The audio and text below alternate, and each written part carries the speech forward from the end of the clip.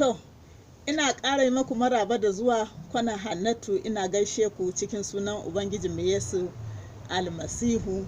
Yau kuma na sake zuwa. Godiya nake saboda likin da ake yi da sharing da ake na bidiyo da ake gani daga kwana Hannatu. Na tabbatar nima ina samun ƙarfafuwa, duk da kuma na san akwai kuma na ga masu zagi. Ka san shi mutum baka hana shi abin da zagi, kowa na da baki, kowa na baki abin magana. So munan wurin idan kana saurare na, kai Bahaushe ne, kai Kirista ne, koma daga ina kake, Najeriya kake, Nijar kake, Chad kake, Ghana kake, Benin kake, Sudan kake, duk in ma inda kake, kowane faɗin duniya kake, ka saurare ni da kyau. Idan ka taso ka iske ana kiran kakanninmu ana kiransu maguzawa, dole mu tashi mu yi yaƙi da wannan kalma ta ta'addanci, shigowar 'yan ta'adda. Kafin 'yan ta'adda su shigo, muna zaman mu lafiya, musulmi da 'yan gargajiya da Kiristoci da kowa da kowa ana zaman lafiya. Shigowar 'yan ta'adda ta bamu wannan sunan. Kuma abin da zai baka mamaki ka ga cewa shi malam Bahaushe ainihin shi ne aka ƙi jini fiye, saboda za ka ga cewa sauran kabilun kamar a Najeriya, sauran kabilu duka kowa na da 'yan gargajiya, hada su ma 'yan ta'adda akwai masu addinin 'yan gargajiya, amma za ka ji an dai ce musu 'yan gargajiya ne su, hayas a ce musu arna kafirai 'yan gargajiya ne su, amma ba a cewa maguza. Mu ne kadai Hausawa aka ce da mu haka, saboda kakanninmu sun guje. An zo cikin ƙasar Hausa an kashe sarakunan Hausawa, to sarakunan Hausawa an kashe su da suke ma musulmi da an kashe su. Mu kuma kakanninmu an kashe maka sarakai, an ɗauki fadojinsu, to ku kuma talakawansu me ya rage? Dole ku gudu. Suka kama hanya suka yi ta gudu da inda suka sami kansu, aka raɗa musu wannan suna. To kowa ma ba ma guje ne, da kowa ma akwai abin da yake gudu.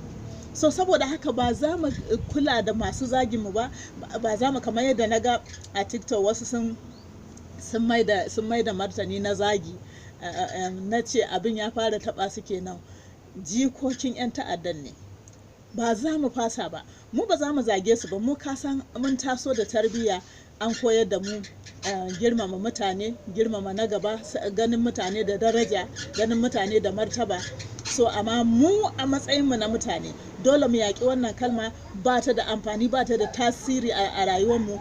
Kalma an ƙirƙiro ta ne domin kakanninmu da aka fara kira da wannan sunan. Abinda aka so a aiwatar na kiransu wannan sunan shine a razana su.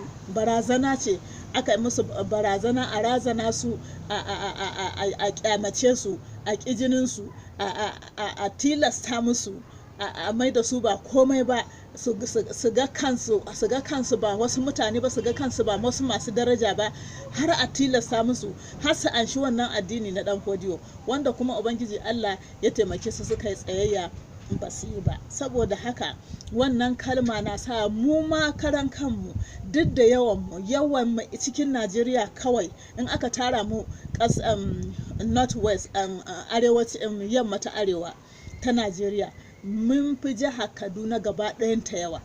Amma me yanzu ina aka san mu? Wace kasuwa za ka je ka iske layin 'yan kasuwa wa'annan Hausawa ne Kirista, ga abin da suke saida, ko ma da abubuwan da muke nomawa ne na hatsi, ina za ka je ka iske haka? Ko ma'aikatu, ko ga abin da aka san mu da su, a san mutum, a san matsayinsa. Saboda haka wannan kalma ta ta'addanci ce, dole mu tsayayya da ita, ba abin da ya dame mu da ita. Mu Hausawa ne, mu Kiristoci ne, duk wanda yake so ya hudda da mu ya hudda da mu, wanda kuma bai so ya hudda da mu ruwan shi. Mu Kiristoci ne, mu Hausawa ne, a san mutum, a san matsayinsa. Duk inda ka shiga a san ka, a san matsayinka. Kamar ni nan wurin, duk inda na shiga yanzu an san Hannatu, an san matsayinta. Shi ne zancen. Hannatu ba ta gaba da kowa, ba ta faɗa da kowa, amma an santa, an san matsayinta. Shi ya kamata mu fito mu yi.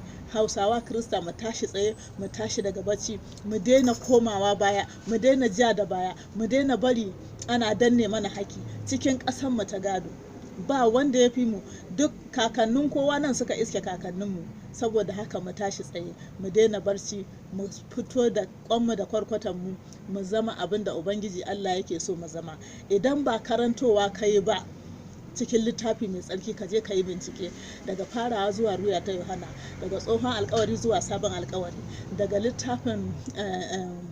littafin taura zuwa zabura zuwa annaba zuwa injila, in ba gani kai ba cewa an rubuta a rubuce yake cewa Yesu almasihu ya ce a zamani mai zuwa za a yi wani wuri, za a yi wata nahiya, ana za a kira nahiyar Afirka, a nahiyar Afirka za a yi wata ƙasa Najeriya, a ga Najeriya nan za a yi wani wuri arewa ta yamma ta Najeriya, za a yi jama'a, za a yi mutane, za a Hausawa, cikin Hausawan nan zan yi al'umma mai yawa, cikin al'umman nan da zan yi za a kira su maguzawa.